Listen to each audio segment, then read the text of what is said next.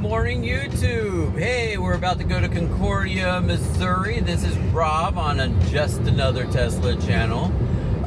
It's come to my attention from a couple followers that maybe I should discuss how supercharging works, or fast charging we'll call it, that we can keep it even amongst all the different companies that offer fast charging. I will talk specifically first with Tesla. If you are a Tesla owner, you just have to go into the Tesla app, ensure that you have a credit card on file. Once you have your credit card on file, you'll just back into a stall at one of the service centers like we're about to do now, and just plug in your car. And that is it. You just want to make sure that when you plug in the car, the blinking Tesla logo next to the outlet actually goes green to ensure everything is going smooth.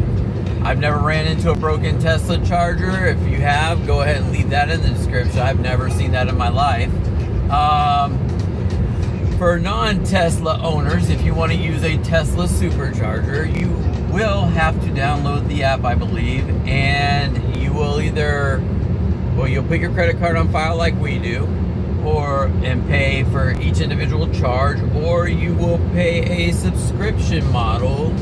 I think it's like $10 a month, and then you still pay our regular kilowatt price that we have to pay.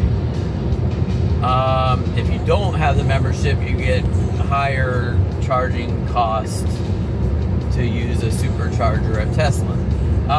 The other competitors, EVgo, ChargePoint, are amongst those. I would say good luck.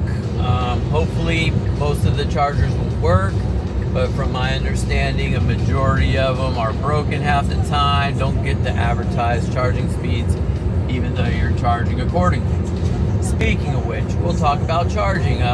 So at every Tesla charger / stall, you will run into a number at the bottom of each charging stall.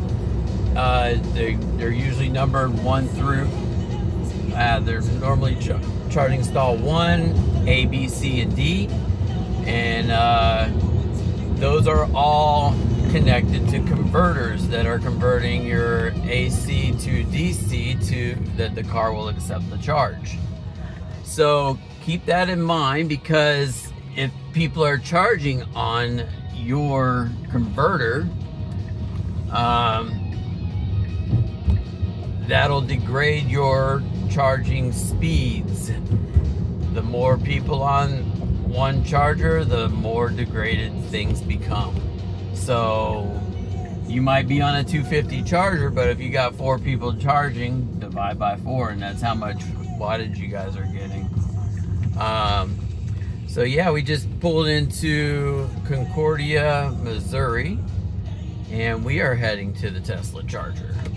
By the way, the car drove that whole distance off the exit. I didn't touch the wheel.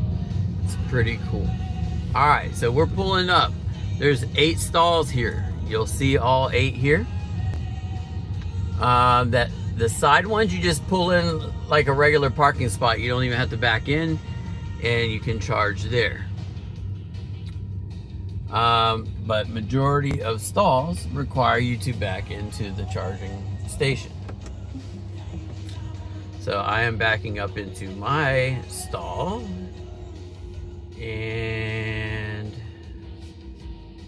I'll walk you through the process. And then I'll continue talking about the converters. I think we covered it, but we're gonna do it anyway. All right, so give me a second. All right. So you simply just grab the chargers. Some of these might have magic docks, which means you can charge other vehicles, and we already have the adapter attached to it, which is pretty cool. You click the button on your handle, and then you press it in, and you wait for the charging light to go green. Right now we're blue, and we're green. Yay.